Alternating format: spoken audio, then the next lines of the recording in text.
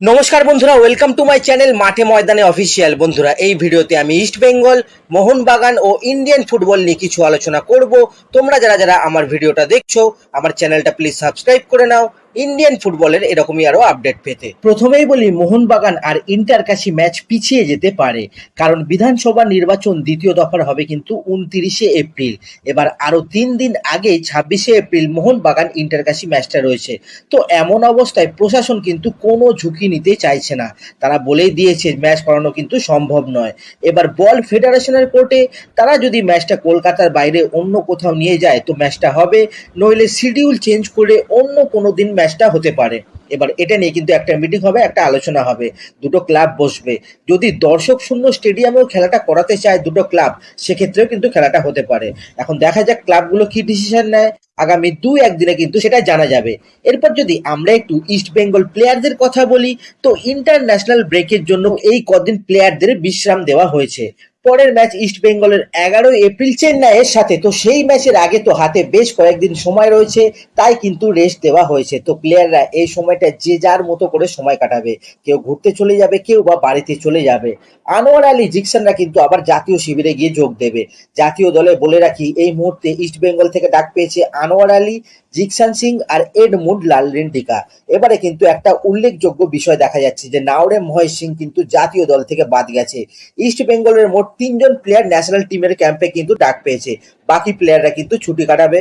আর 11 তারিখের কিছুদিন আগে অস্কার কিন্তু প্র্যাকটিস ডাকবে, সেই সময় সমস্ত প্লেয়াররা ক্যাম্পে এসে যোগ দেবে। অস্কার যেমন বলেই দিয়েছে, এই ব্রেকে দলের কিন্তু তেমন কোনো সমস্যাই হবে না।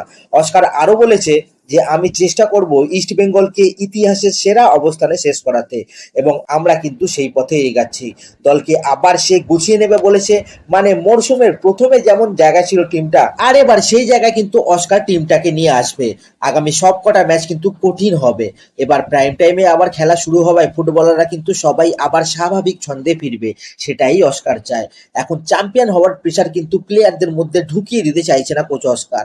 ধারাবাহিকতা বজায় রাখাই এখন তার লক্ষ্য। যাই হোক, এবার একটা খবরের কথা বলি, যেটা শুনে কিন্তু অনেক ইস্ট বেঙ্গল সমর্থকেরই কিন্তু হার্ট ব্রেক হতে পারে।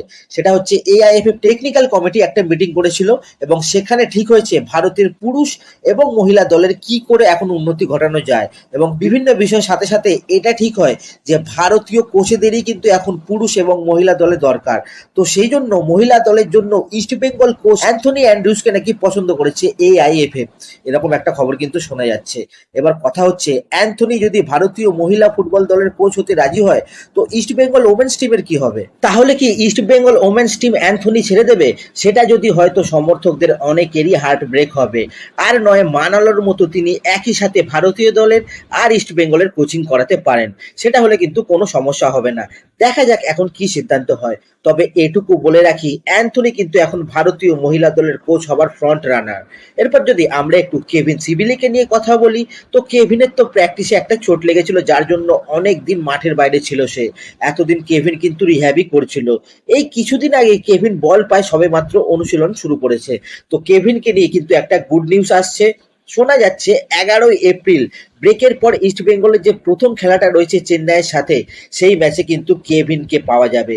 কেভিন ততদিনে কিন্তু ম্যাচ ফিট হয়ে যাবে। এই ব্রেকের সময়টা কেভিন পুরো রিহ্যাব করবে এবং ম্যাচ খেলার জায়গায় চলে আসবে কেভিন, এটাই কিন্তু পুরো ম্যানেজমেন্ট আশা করেছে। 6টা ম্যাচ তো হয়ে গেছে, আর তো মাত্র 7টা ম্যাচ বাকি।